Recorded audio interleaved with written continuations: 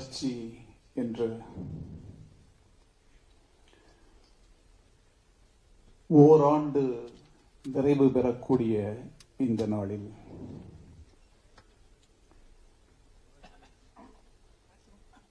செங்கோலின் சிறப்பு பற்றி எடுத்துரைத்து வரவேற்புரை வழங்கிய திரு சந்தான கிருஷ்ணன் அவர்களோடும்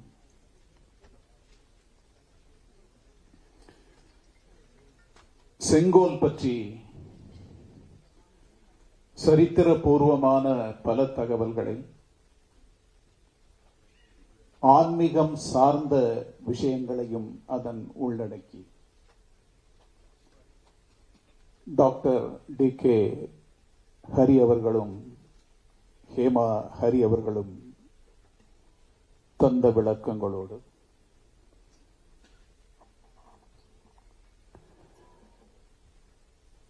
ஒரு சமுதாயத்தை முன்னெடுத்து செல்லக்கூடிய முயற்சியிலே ஈடுபடக்கூடியவர்களை குருவென்று அழைப்பார்கள்.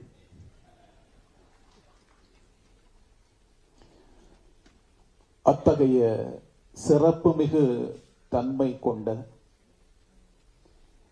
இந்த நாட்டின் மீது, இந்த மண்ணின் மீது, இந்த மக்களின் மீது அளப்பரிய காதலும் கொண்ட திரு குருமூர்த்தி அவர்களோடு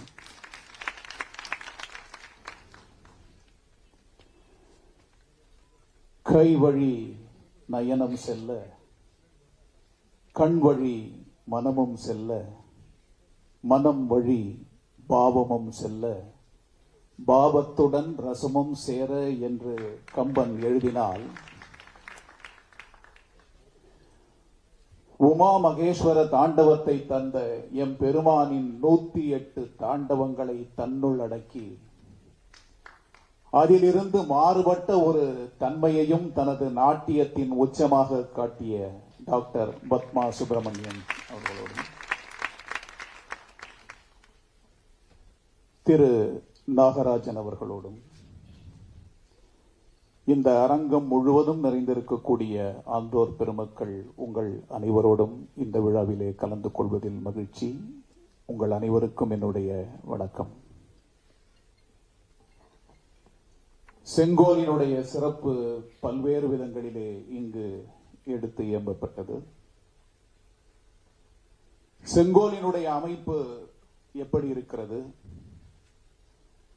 அதன் உச்சியிலே நந்தியினுடைய உருவம் ஏன் பதிக்கப்பட்டது என்கிற விளக்கமும் இங்கே ஹரி அவர்களால் தரப்பட்டது. உலகம் தழுவிய தத்துவ அறிஞர்களாகட்டும், மானுடவியல் சார்ந்த சிந்தனையாளர்களாகட்டும், அவர்கள் அனைவருக்குமே பொதுவாக எழுந்திருக்கக்கூடிய ஒரே கருத்து என்னவென்றால், மானுட நேயமும் மானுடத்தின் சிறப்பும் தான். இந்த மானுட நேயம், மானுட சிறப்பு என்பதை காலகாலமாக எழுந்து நிற்கக்கூடிய படைப்புகளின் வாயிலாக பார்த்தால், அகண்டு நிற்கக்கூடிய இந்த பாரத தேசத்தின் தமிழ் படைப்புகளாகட்டும், சமஸ்கிருத படைப்புகளாகட்டும், அவை அனைத்துமே மனிதத்துவத்தை உயர்த்தி பிடித்திருக்கின்றன. பல்வேறு மனித குழுக்கள் ஒன்று சேர்ந்து வாழக்கூடிய ஒரு நாடு, அந்த நாட்டை முன்னெடுத்து செல்லக்கூடிய ஒரு தலைவன், ஒரு அரசன், அந்த அரசனுக்கு அடிப்படையாக அமைய வேண்டிய குணாதிசயங்கள், இவற்றை பற்றித்தான் உலகம் முழுக்க சிந்தனைகள் எழுந்து நின்றிருக்கின்றன. இந்த சிந்தனையை எடுத்துச் செல்லக்கூடியவர்கள் குருவாக அறியப்பட்டார்கள். நல்ல குருவை நாடிச் செல்லுதலும், நல்ல குருவை அடையக்கூடிய தன்மையும் ஆகச் சிறந்ததாக உலகத்தால் பார்க்கப்பட்டிருக்கிறது. நல்ல குருவை அடைதல் என்பது யார் குரு என்ற கேள்விக்கு விடை காணக்கூடிய விஷயமாக அமையும். திருமந்திரத்திலே ஒரு பாடலின் முதல் வரி இருக்கிறது. அந்த பாடல் குருவே சிவமென கோரினான் நந்தி என்கிற பாடலின் வரி. சிவன்தான் இந்த உலகத்திற்கு குரு என்று கொண்டால் ஒரு நல்ல குருவை அடையாளப்படுத்தி காட்டக்கூடியவரும் குருவாகத்தான் மாறி நிற்பார். அப்படி பார்த்தால் சிவனை குருவாக அடையாளப்படுத்தி காட்டிய நந்தி உலகத்திற்கு குரு. அதனால் செங்கோலின் உச்சியில் குருவாக நிற்கக்கூடிய நந்தியின் உருவம் அமைக்கப்பட்டிருக்கிறது. பல்வேறு விளக்கங்கள் சொல்லலாம். ஒரு அரசனுக்கு முக்கிய தன்மை வாய்ந்ததாக இருக்கக்கூடியது அறிவுரை சொல்லக்கூடிய ஒரு உன்னதமான ஒரு குரு. அறிவுரை தாங்கி செல்லுகையிலே அந்த அரசனை நேர்படுத்தி அந்த அரசன் முதலில் தன்னை உணர்தல் வேண்டும். தன்னை உணர்ந்த பின் தனக்கும் உலகத்திற்கும் இடையிலே இருக்கக்கூடிய விஷயங்களை உணர்தல் வேண்டும். தன்னையும் உலகத்தையும் உணர்ந்து விட்டால் அந்த அரசனானப்பட்டவன் தன்னிலிருந்து விலகுவான். தன்னிலிருந்து நம்மால் விலகிவிட முடியும் என்றால் உலகத்தினர் அனைவரும் ஒன்று என்கிற ஒரு சிந்தனை உருவாகும். உலகத்தினர் அனைவரும் ஒன்று என்கிற ஒரு சிந்தனை உருவானால் அனைவரையும் ஒப்பு நோக்கி பார்க்கக்கூடிய அற்புதமான மனநிலையோடு அந்த அரசன் ஆட்சி செய்வான். அந்த ஆட்சிக்கு அவன் எதிரிலே இருக்கக்கூடியதுதான் செங்கோல். இந்த செங்கோல் தத்துவத்தை தான் தமிழிலாகட்டும் சமஸ்கிருதத்திலாகட்டும் ஏன் உலகத்தின் இன்ன பிற பகுதிகளில் கூட நீங்கள் எல்லாம் இந்த கணத்திலேயே விக்கிபீடியாவில் சென்று கூகுள் மூலமாக பார்த்தால் ஹமுராபி என்கிற ஒரு அரசனை பற்றிய ஒரு குறிப்பு இருக்கும். கிறிஸ்து பிறப்பதற்கு 1792 ஆண்டுகளுக்கு முன்பு பிறந்த அரசன். நீங்கள் கூகுளில் சென்று பார்த்தால் அந்த அரசனின் பெயரை போட்டால் கையில் செங்கோலோடு அவன் அமர்ந்திருக்க ஒரு குரு அவனுக்கு உபதேசம் செய்வது போன்ற ஒரு இலட்சணை இருக்கும். இதைத்தான் காஞ்சி மகா பெரியவர் அவர்கள் வேறு விதத்திலே நமக்கு அறிவுறுத்தினார். உலகம் உய்ய வேண்டும் என்றால் அந்த உலகத்தினுடைய தன்மை சிறந்த தன்மை பொருந்தியதாக இருக்க வேண்டும் என்றால் அந்த தன்மை ஒரு மண்ணிற்கு சொந்தமானதாக இருக்க வேண்டும். அந்த மண்ணின் பாரம்பரியம், கலாச்சாரம், பண்பாடு பின்னி பிணைந்ததாக இருக்க வேண்டும் என்று காஞ்சி மகா பெரியவர் அவர்கள் கூறியது இன்று செங்கோலாக மலர்ந்து நிற்கிறது. இது செங்கோலின் மறுமலர்ச்சி. மறந்துவிட்ட ஒன்றை நாம் மீட்டெடுத்துக் கொண்டு சேர்த்திருக்கிறோம் என்றுதான் அதற்கு பொருள். இது ஏதோ புதியதாக வந்த ஒரு விஷயம் என்று நினைத்து விடாதீர்கள். இந்த மண்ணிற்கான பாரம்பரியம், கலாச்சாரம், பண்பாட்டின் வீச்சு அது. செங்கோல் என்பது தமிழ் இலக்கியத்திலே கொட்டி கிடக்கிறது. செங்கோலினுடைய தன்மையை முக்கியத்துவம் வாய்ந்த தன்மையாக வலியுறுத்தியது எது என்ற ஒரு கேள்வி எழுந்த பொழுது இன்றைக்கு பாருங்கள், திருக்குறளின் மகத்துவம் உலகமெங்கும் எழுந்து நிற்கிறது. 25 ஆண்டுகளுக்கு முன்பு இருந்ததை காட்டிலும் இன்றைக்கு திருக்குறளின் மகத்துவம் ஆகச் சிறந்த விதத்திலே மலர்ந்து நிற்கிறது. ஏன் என்ற ஒரு கேள்வியை எழுப்பினால் பல்வேறு உதாரணங்களை இதற்கு வரிசையாக தர முடியும். அதிலும் கூட சில ஆசிரியர்கள் எழுதிய பாடல்கள் நம்மை அப்படியே சிந்திக்க வைத்து புலகாங்கிதம் அடைய வைக்கும். கவியோகி சுத்தானந்த பாரதி சொன்னார், பாரதியினுடைய வழியை பின்பற்றி 30 கோடி முகமுடையாள் உயிர் மொயம்புற ஒன்றுடையாள் என்று பாரதி ஒரு பாடலை எழுதினால் இந்த இந்திய தேசத்தினுடைய ஒட்டுமொத்த தன்மையை உள்வாங்கி அந்த மகா கவிஞன் அந்த பாடல் வரிகளை தந்தால் கவியோகி சுத்தானந்த பாரதி தமிழ் அன்னை என்கிற ஒரு வடிவத்தை தருகிறார். இதற்கு என்ன காரணம் என்றால் இந்த செங்கோல் பற்றிய அனைத்து கூறுகளையும் அடக்கிய விஷயங்கள் அதை சார்ந்து நிற்கும். நாம் அனைவரும் அதை தெரிந்து கொள்ள வேண்டும். காதுக்கு குண்டலம் அணிந்தவள் இந்த தமிழ் அன்னை. அது என்னவென்றால் குண்டலகேசி. கைகளில் வளையல்கள் அவள் அழிந்திருக்கிறாரே, அது வளையாபதி. இடையிலே இருக்கக்கூடிய மேகலை, அதே போல மணிமேகலை, அதே போல மார்பில் அணிந்திருக்கக்கூடிய ஆரம் சூடாமணி. இப்படி ஒவ்வொரு வடிவமாக எடுத்து காட்டி கடைசியில் அவர் எதை சொல்வார் என்றால், இந்த தமிழ் அன்னை தன் கையிலே ஒரு செங்கோலை வைத்திருக்கிறாள். அது நீதியை நிலைநிறுத்தக்கூடிய செங்கோல், திருக்குறள் என்று அதற்கு பெயர் என்று முடிப்பார். ஏனென்றால் திருக்குறளின் 2 அதிகாரங்களை நீங்கள் தொட்டால், ஒன்று இறைமாட்சி, மற்றொன்று செங்கோன்மை. ஒரு நாடு சார்ந்த மன்னன், அந்த மன்னனின் மனநிலை, அவன் கடைபிடிக்க வேண்டிய விஷயங்கள், அவை எப்படி மக்களை நல்வழிப்படுத்தும், ஒரு சிறந்த நாட்டை அது அமைக்கும் என்கிற தத்துவத்தை ஆகச் சிறந்த விதத்திலே எடுத்துச் சொன்னவர் திருவள்ளுவர். இப்படி கவியோகி சுத்தானந்த பாரதி இப்படி சொன்னார் என்றால், நாமக்கல் கவிஞர் ஒரு பாடலை தருகிறார்.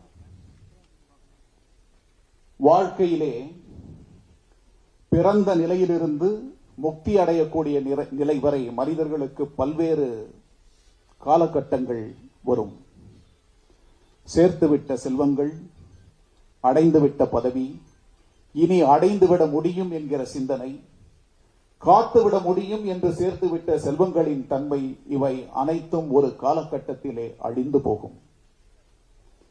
எதை அடைய வேண்டுமோ, எதை சிந்திக்க வேண்டுமோ, அந்த சிந்தனையின் வீச்சு நேர்பட்ட முறையிலே அமைந்திருக்கும் என்றால் அது இறையை நோக்கி உங்களை அழைத்து செல்லும். அதற்கு உண்மையை நோக்கிய தேடல் உங்களுக்கு தேவை. உண்மை என்பது ஒரு குறிப்பிட்ட பொருள் அல்ல, அது பல விஷயங்களை உள்ளடக்கிய ஒரு மாபெரும் வடிவம். அந்த உண்மையை நோக்கி நீங்கள் பயணிக்க வேண்டும். அந்த பயணத்திலே உங்களுக்கு கிடைக்கக்கூடியது எது, எதன் மூலம் என்கிற அடுத்த கேள்வியாக அது மாறி நிற்கும். எது எதன் மூலம் என்கிற அந்த கேள்விக்கு நாமக்கல் கவிஞர் ஒரு பாடலை தருகிறார். அந்த பாடல், காடு சென்று குகையடைந்து கண்ணை மூடி எண்ணியும். நீங்கள் காட்டிற்கு செல்லலாம், ஒரு குகையை தேடலாம், வாழ்விலே உண்மையின் உட்பொருள் என்ன என்கிற தேடலோடு அந்த குகையிலே சென்று கண்களை மூடி தியானித்து பல காலத்தை நீங்கள் கடத்தலாம். காவி கட்டி ஓடெடுத்து கஷ்ட வாழ்க்கை பண்ணி, நீங்கள் துறவை அடைந்து விட்டீர்கள் என்ற மனநிலையிலே காவி கட்டிக் கொள்ளலாம். கையிலே திருவோடு தாங்கி உங்களுடைய நிலைமை, உண்மையை தேடக்கூடிய அடுத்த கட்டத்திற்கு எடுத்து செல்வதற்கு நீங்கள் முயற்சிக்கலாம். காடு சென்று குகையடைந்து கண்ணை மூடி எண்ணியும், காவி கட்டி ஓடெடுத்து கஷ்ட வாழ்க்கை பண்ணியும். 2 வரிகளுக்குள் உண்மையை தேடக்கூடிய ஒரு தவசிகளின் முயற்சி இந்த வரிகளிலே வருகிறது.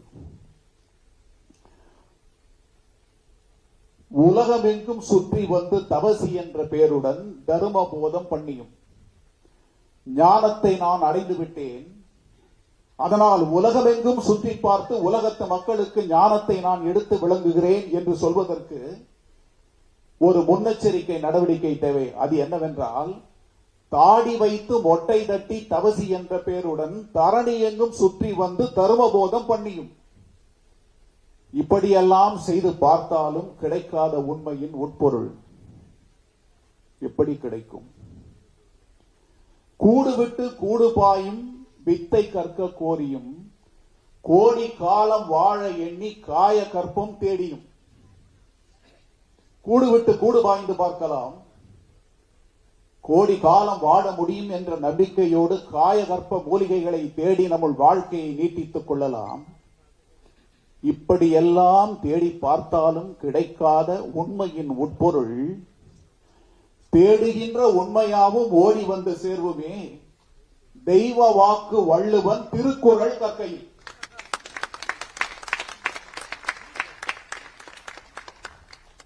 இது அவருடைய பாடல். அப்படிப்பட்ட சிறப்பு மிக்க அந்த திருக்குறள் சொல்கிறது, இறைமாட்சி, செங்கோன்மை என்ற 2 அதிகாரங்களிலே ஒரு மன்னன் எப்படிப்பட்டவனாக இருக்க வேண்டும், எப்படி மக்களை காக்க வேண்டும், ஏன் அவன் ஞானத்தை தேடக்கூடியவனாகவும் இருக்க வேண்டும், குரு அருள் நிறைந்தவனாக அவன் ஏன் வாழ வேண்டும் என்பதை பற்றி எல்லாம் திருக்குறள் அற்புதமாக எடுத்து தருகிறது. இப்படி பார்க்கையிலே அந்த தண்டம் என்கிற ஒன்றை பற்றி ஹரி அவர்கள் சொன்னார். ஒரு சங்ககால பாடல் ஒன்று இருக்கிறது. சிறப்பில் சிதடும் உறுப்பில் பிண்டமும் கூனும் குருடும் ஊமும் செவிடும் மாவும் மருளும் உழைப்பட வாழ்நர்க்கு என்பேரச்சம் என்றிவை எல்லாம் பேதமை அல்லது ஊதியம் இல்லென முன்னம் அறிந்தோர் கூறினர். அதனால் அன்பும் பொருளும் அறமும் ஒன்றும் ஆற்றுக பெரும நின் செல்வம் ஆற்றாமை நின் போற்றாமையே. இது பாடல். மனித வாழ்க்கையிலே பல்வேறு பிறவிகள் வரலாம். அவர்கள் எப்படிப்பட்டவர்களாக வேண்டுமானாலும் இருக்கலாம். இவர்கள் அனைவரையும் ஒன்றாக கருதி நாட்டை ஆளக்கூடிய மன்னனே, செங்கோல் முறை வழுவாமல் அனைவரையும் ஒன்றாக கருதி நீ சேர்க்கக்கூடிய செல்வம், நீ ஈட்டக்கூடிய வரி அனைத்தும் அந்த மக்களை சேரக்கூடியதாக மாற்றி அவர்களை காப்பாற்றக்கூடிய பொறுப்பு மிக்கனாக நீ வாழ வேண்டும். ஆற்றும் பெருமனின் செல்வம் ஆற்றாமை நின் போற்றாமையே என்று சொன்னான் முதுகண்டன் சாத்தனார் என்கிற அற்புதமான புலவன். மன்னனுக்கு அவன் வகுத்து தந்த வழி, ஒரு குருவாக நின்று மன்னனுக்கு அவன் வகுத்து தந்த வழி. இதேபோல் ஒரு பாடல், அதுவும் செங்கோலின் சிறப்பை தரக்கூடிய புறநானூற்று பாடல். அந்த பாடல் சொல்லும், வழிபடுவோரை வல்லறிதியே. இந்த விஷயத்தை கையில் எடுக்கும் பொழுது எனக்கு வந்த எதிர்ப்புகள், வரவிருக்கக்கூடிய எதிர்ப்புகள் என்று இரண்டு விதத்திலே திரு குருமூர்த்தி அவர்கள் சொன்னார். அவருடைய சிந்தனையினுடைய வீச்சு மிக அகண்ட பரிமாணம் கொண்டது. வழிபடுவோரை வல்லறிதியே, பிறன் பழி கூறுவோர் மொழி தேரலையே, நீ மெய்கண்ட தீமை காணின் ஒப்பநாடி ஒத்தக அறுத்தி வந்து அடிபொருந்தி நிற்பின் தண்டமும் தனிதி. ஹரி அவர்கள் நமக்கு காட்டிய அந்த ஒரு small episode described, I am not going to punish. வந்து அடிபொருந்தி நிற்பின் தண்டமும் தனிதி, நீ பண்டையின் பெரிதே. அப்படிப்பட்ட வாழ்க்கையை வாழக்கூடியவனாக இருந்தால், நீ மன்னனாக இருந்தால், செங்கோல் அறம் தவறாமல் இருந்தால் நீதான் மன்னன் என்று சொன்னான். மக்களுக்காக வாழ்ந்து பார் என்று சொன்னது இந்த மண்ணிற்கான இலக்கியங்கள். அர்த்த சாஸ்திரத்தின் பல்வேறு கூறுகளை எடுத்து பார்த்தால் குருமூர்த்தி அவர்கள் அழகாக சொன்னார், கின் கேன் டு நோ ராங். மக்களை பாதிக்கக்கூடிய எந்த செயல்களை செய்வதற்கும் எந்த அரசனுக்கும் அரசாங்கத்திற்கும் அதிகாரம் இல்லை. அதுதான் வாழ்வியல் தத்துவம், அரசியல் சித்தாந்தம், அரசியல் தத்துவம். இவற்றை வழி வழியாக எடுத்து காட்டியவை நமக்கான பாரம்பரியம், நமக்கான பண்பாடு, நமக்கான இலக்கியங்கள். அந்த இலக்கியங்களிலே செங்கோல் எப்படி முக்கியத்துவம் வாய்ந்ததாக இருக்கிறது என்கிற சிறு 3-4 வரிகளை சொல்லிவிட்டு என்னுடைய உரையை நான் நிறைவு செய்யலாம் என்று நினைக்கிறேன். பாருங்கள், தசரதனை பற்றி விளக்குகையிலே கம்பன் எழுதுகிறான், அவன் ஒரு மன்னன், மிகச்சிறந்த மன்னன். அப்படி சொல்லவில்லை, அப்படி சொல்லி நிறுத்தவில்லை. அந்த வரியை பாருங்கள். அந்த மான் நகருக்கு, தசரதனுடைய தேசத்தை பற்றி சொல்கையிலே அவன் எழுதக்கூடியதை பாருங்கள். அந்த மான் நகருக்கு அவன் அரசன், அரசருக்கும் அரசன். அதோடு நின்றால் போதாது. செம்மான் தனி கோல் உலகு ஏழினும் செல்ல நின்றான். செம்மான் தனிக்கோல், முறை தவறாத, நீதி நெறி தவறாத மிகச்சிறந்த செங்கோலை உடைய அரசனாக 7 உலகங்களையும் ஆளக்கூடிய தன்மை மிக்கவனாக அவன் இருந்தான் என்று பதிவு செய்கிறான். இந்த இடத்திலே அரசருக்கு அரசன், மிகச்சிறந்த அரசன் என்று சொல்லிவிட்டு கம்பன் விட்டிருக்கலாம். அவன் செங்கோலின் முக்கியத்துவத்தை அந்த இடத்திலே பதிவு செய்தான். அதனால்தான் வள்ளுவன் சொல்வான், வானோக்கி வாழும் உலகெல்லாம். இந்த உலகம் முழுக்க வானத்தை அடிப்படையாக கொண்டுதான் இயங்கும். மன்னன் கோல் நோக்கி வாழும் குடி. ஆனால் குடிமக்களுக்கு அந்த கோல் அத்தியாவசியமானது. அந்த கோலின் தன்மை, கோலின் முக்கியத்துவம் ஆகச் சிறந்த ஒன்று. அப்படி இருந்தால் மட்டுமே அந்த நாடு ஆகச் சிறந்த நாடாக, உலகம் முழுதும் பாராட்டக்கூடிய ஒரு நாடாக மாறி நிற்க முடியும். அதே போல எப்படி இருந்தால் ஒரு நாடு செல்வ செழிப்பு மிக்க நாடாக மாற முடியும்? கம்பனினுடைய பார்வையிலே பாருங்கள். கோல் வரும், கோல் வரும் என்றால் கோல் எழுந்து நிற்கும். கோல் வரும், வந்தால் செம்மையும் வரும். செம்மை என்றால் சிறந்த தன்மை. குடை வரும் தன்மை. சால்வரும் செல்வம் என்று உணர் பெருந்தாதை போல் என்று அவன் அந்த இடத்திலே செங்கோலினுடைய சிறப்பை எடுத்து காட்டுகிறான். அதை போல சிலப்பதிகாரம் இந்த செங்கோலின் சிறப்பை 2 வரிகள் சொல்கிறேன். கம்பன் சொன்ன அதே வரிகளிலே கோலின் செம்மையும் குடையின் தன்மையும் வேலின் கொற்றமும் விளங்கிய மதுரை. கோலின் செம்மை எடுத்ததுமே சொல்லக்கூடியது கோலின் செம்மை. அந்த கோல் சிறந்த கோலாக இருக்க வேண்டும். கோல் வளைந்தது, மன்னன் வளைந்தான், முடிந்துவிட்டது. அதை போல மணிமேகலா தெய்வம் செங்கோலின் சிறப்பை அந்த அரசனுக்கு உணர்த்துகையிலே நீ எப்படிப்பட்ட மன்னனாக இருக்க வேண்டும் என்பதை எடுத்துக்காட்டும். பாருங்கள், இப்படிப்பட்ட அற்புதமான சிந்தனைக்கு சொந்தக்காரர்கள் நாம்.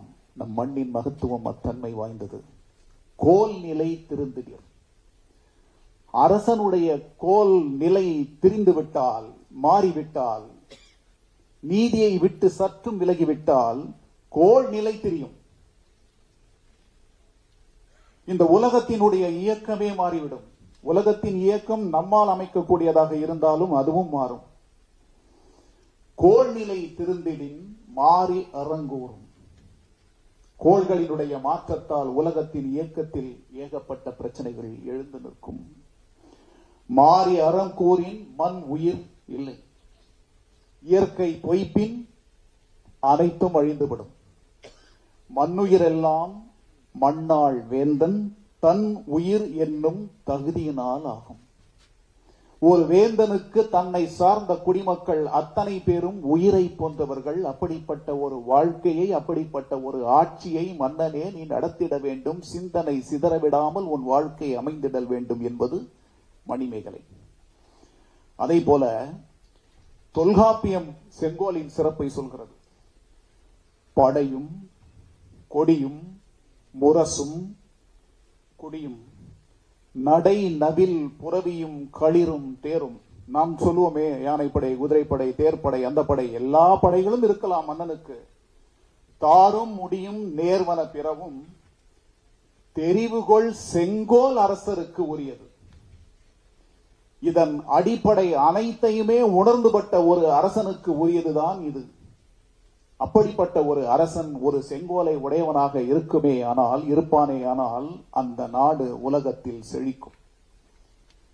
அதே போல நான்மணி கடிகையிலே ஒரு பாடல் இருக்கிறது. கோல் நோக்கி வாழும் குடியெல்லாம். அந்த குடிகள் எப்படி உதாரணப்படுத்துகிறார், ஓமைப்படுத்துகிறார் என்று பாருங்கள். கோல் நோக்கி வாழும் குடியெல்லாம் தாய் முலைப்பால் நோக்கி வாழும் குழவிகள் போல். தாயில்லாத பிறவி இருக்க முடியுமா? தாயினுடைய அன்பும் அரவணைப்பும் இல்லாத ஒரு உயிர் தோன்றி இருக்க முடியுமா? அங்கு கொண்டு அதை பொருத்திவிட்டு துளி நோக்கி வாழும் உலகம் உலகின் வெளிநோக்கு இன்புறும் கூற்று. எந்த கூற்று? கோல் நோக்கி வாழும் குடிகள். அப்படி என்றால் அந்த கோல் ஆகச் சிறந்த கோலாக நின்று நிலவ வேண்டும். அப்படி நிலவக்கூடிய ஒரு கோல் இருக்குமேயானால் தாயின் முலைப்பால் ஏங்கி தவிக்கக்கூடிய குழந்தையின் மனநிலையில் இருந்து அது தரக்கூடிய இன்பத்தை இந்த மண்ணை சார்ந்தவர்கள் அடைவார்கள் என்று சொன்னது நான்மணி கடிகை. அதே போல திருவிளையாடற் புராணத்திலே பரஞ்சோதி முனிவர் அற்புதமான ஒரு பாடல் வரிகள் நீண்டு சொல்லிக்கொண்டே போகலாம். இதே போல European countries what they feel about Sengol we can describe a lot, but that is not the time now. Just see. மல்குவ வேத வேள்வி. வேதங்கள் செழித்து நிற்க வேண்டும். வழங்குக சுரந்து வானம். அவைகள் சிறந்து நின்றால் வானம் சுரக்கும். பல்குக வளங்கள் எங்கும்.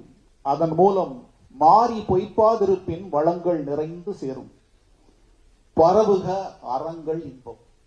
அறம் தழைத்து நின்றால் அந்த மண் உலகத்தின் ஆகச்சிறந்த மண்ணாக எழுந்து நிற்கும். அறத்திற்கு அன்பு சார்பர் என்பர் அறியார், மரத்திற்கும் அதுவே துணை என்று சொன்னான் வள்ளுவன். அன்பு காட்டுதல் மட்டும்தான் அறம் என்று எண்ணிக்கொள்ளாதீர்கள். மரம் என்று சொல்லக்கூடிய வீரத்தை காட்டுவதற்கும் ஆகச்சிறந்த அன்பு தேவை என்று சொன்னவன் வள்ளுவன். நல்குக உயிர்கட்கெல்லாம் நான்மறை சைவம் ஓங்கி புல்குக உயிர்களுக்கெல்லாம், அப்படியெல்லாம் நடந்தால் புரவலன் செங்கோல் வாழ்க. இந்த நாட்டை ஆளக்கூடிய மன்னனும் அவன் நிர்வகிக்கக்கூடிய அந்த செங்கோலும் ஆகச் சிறந்த விதத்திலே இந்த மண்ணில் வாழட்டும் என்று திருவிளையாடற் புராணத்திலே அந்த பாடல்.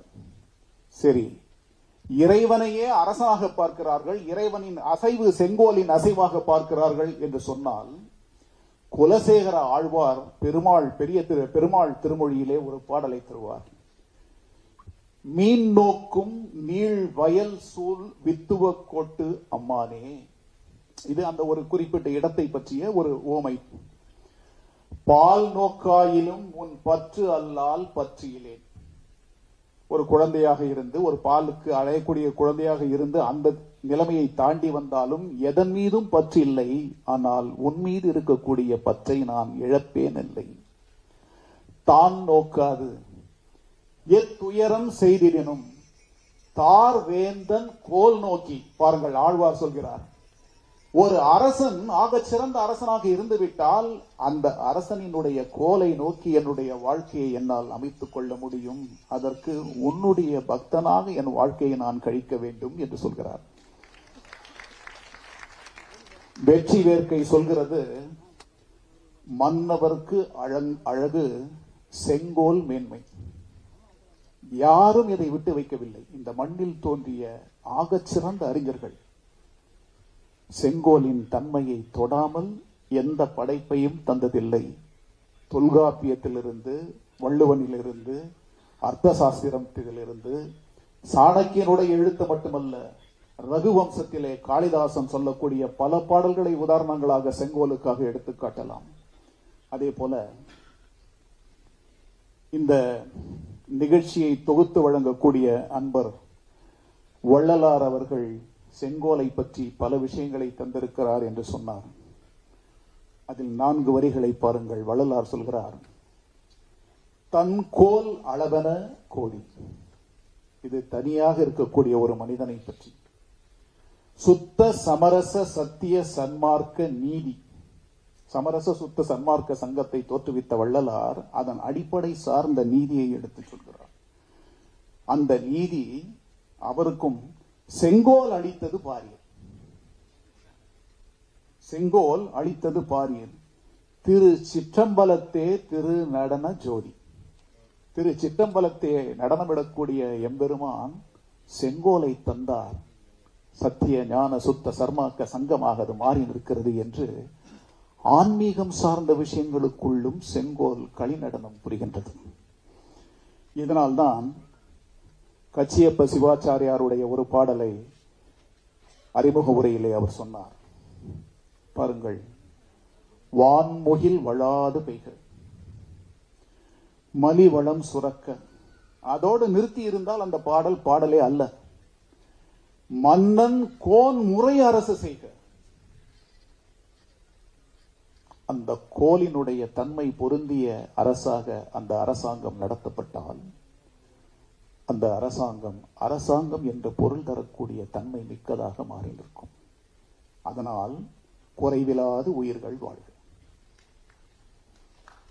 இப்படி மானுடம் செழிப்பதற்காக எழுந்து நிற்கக்கூடிய சிந்தனைகளின் தொகுப்பு, அந்த தொகுப்பு ஒருமுகப்படுத்தப்பட்டால் மனிதர்கள் தம்மை உணர முடியும். தம்மை உணர முடியாத மனிதர்களுக்கு குரு அருள் கிட்டுமே ஆயின், குருவென்றால் உண்மையை உண்மையாக எடுத்து சொல்லி நம்மை உயர்த்தக்கூடிய குரு. அந்த குரு அருள் கிடைக்குமாயின் அந்த குரு அருள் இந்த சமுதாயத்தை ஆகச் சிறந்த சமுதாயமாக மாற்றும். அந்த குருவின் அருளை வழங்கியவாறே உள்வாங்கக்கூடிய ஒரு மன்னனுக்கு ஆட்சி செய்யக்கூடிய தன்மையின் சிறப்பு அதிகமாக கைவரப்பெறும். கைவர பெற்றால் அந்த மன்னன் மன்னர்களுக்கெல்லாம் மன்னனாக அறியப்படுவான். அதனால்தான் ராஜ ரிஷிகள் கொண்டு வந்து செங்கோலை வழங்கக்கூடிய காலகட்டத்தை தாண்டி வந்த பின்னால் சக்கரவர்த்தி ராஜகோபாலாச்சாரியார் ஆதீனங்களை துணைக்கழைத்தார்.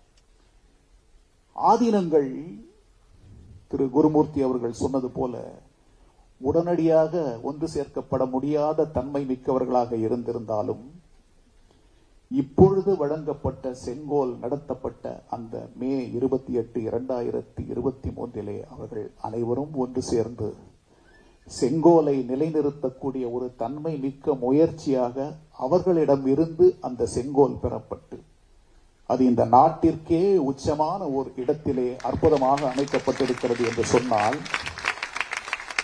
இது விமர்சனத்திற்கான ஒரு விஷயம் அல்ல.